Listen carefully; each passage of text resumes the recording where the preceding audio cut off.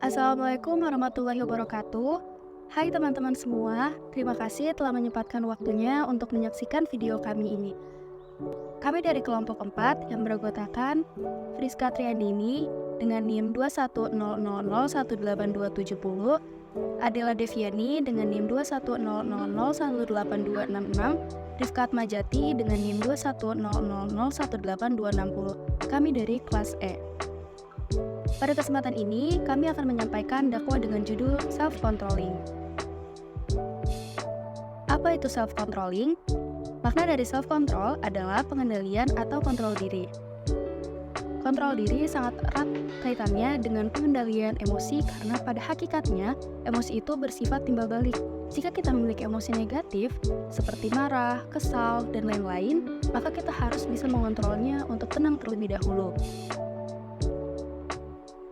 Emosi apapun tidak baik jika berlebihan. Jadi jika kita memiliki emosi positif juga seperti bahagia, itu kita harus dapat mengontrolnya agar tidak berlebihan. Emosi bersifat dinamis, artinya perubahan emosi sangat bergantung pada kemampuan seseorang dalam mengontrol diri. Kontrol diri dalam perspektif Islam adalah kemampuan seseorang dalam mengarahkan perilakunya pada nilai-nilai atau ajaran-ajaran agama, yaitu beriman dan bertakwa. Seperti yang telah dijelaskan pada Quran Surat Yusuf ayat 12, yang artinya, "Dan aku tidak menyatakan diriku bebas dari kesalahan, karena sesungguhnya nafsu itu selalu mendorong kepada kejahatan, kecuali nafsu yang diberi rahmat oleh Tuhanku. Sesungguhnya Tuhanku Maha Pengampun lagi Maha Penyayang." Dalam ayat tersebut, Allah mengingatkan kepada kita untuk dapat mengontrol diri karena perilaku yang negatif akan mendorong pada kejahatan atau maksiat. Maksiat di sini bukan hanya tentang perzinahan, tapi segala bentuk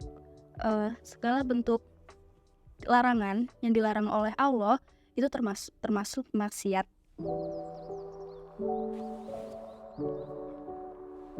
Selanjutnya ada contoh dan cara menanganinya. Kontrol diri dalam Islam membantu individu untuk mencapai keseimbangan dalam kehidupan dan mengembangkan karakter yang kuat dan lebih baik.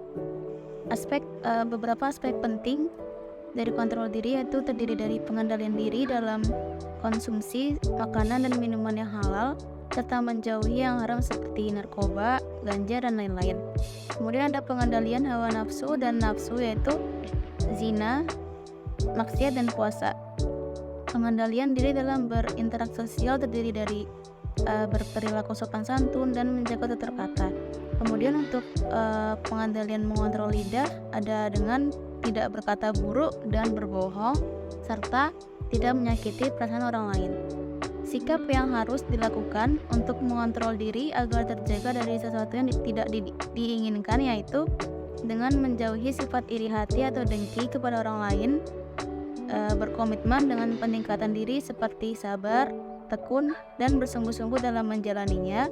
Kemudian bersyukur atas nikmat yang diberikan Allah Subhanahu wa Ta'ala dan beribadah seperti sholat, zikir, dan puasa, serta berdoa dan bertawakal kepada Allah Subhanahu wa Ta'ala. Selanjutnya ada tujuan dan manfaat self-controlling. Yang pertama, sikap kontrol diri sangat berperan penting atau bertujuan untuk membantu kita dalam menghadapi tantangan, permasalahan dalam kehidupan, melawan hawa nafsu, dan menghindari perbuatan yang dilarang oleh Allah Subhanahu wa Ta'ala. Memiliki sikap kontrol diri adalah hal yang penting bagi semua orang, terutama umat muslim. Manfaat peran kontrol diri yaitu yang pertama ada kontrol diri adalah sikap yang dapat menunjukkan nilai seseorang.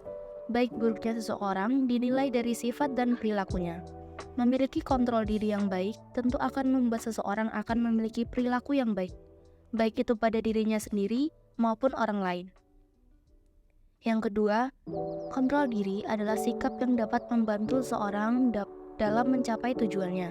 Ini terkait dengan bagaimana memilah sesuatu berdasarkan dorongan nafsu atau kebutuhan. Saat seseorang menetapkan suatu tujuan, tentunya ia harus fokus melakukan segala upaya untuk mencapai tujuan tersebut. Yang Yang ketiga, kontrol diri adalah sikap yang memiliki peran penting dalam menjaga hubungan seseorang dengan orang lain dalam konteks interaksi sosial, sehingga dapat terhindar dari perilaku yang dapat merugikan orang lain. Kesimpulan dari pembahasan self-controlling ini yaitu kontrol diri adalah kemampuan seseorang dalam mengarahkan dan memposisikan diri dan perilakunya pada nilai-nilai atau ajaran-ajaran agama dengan iman dan takwa yang sesuai pada Al-Quran dan hadis. Menurut Imam Al-Ghazali, kontrol diri yang baik akan mengantarkan seseorang pada kekuatan karakter. Sementara kontrol diri membutuhkan kematangan spiritual ditambah dengan disiplin diri berupa tazkiyatun nafs dan riyadah yang membuat seseorang yakin atas bahan dari Allah. Hal ini terlihat melalui usaha seseorang dalam upaya menjalankan segala bentuk perintah Allah dan menjauhi segala bentuk larangannya.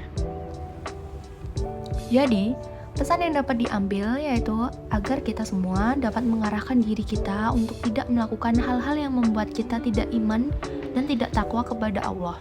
Hindarilah hal-hal negatif yang merugikan diri sendiri dan orang lain.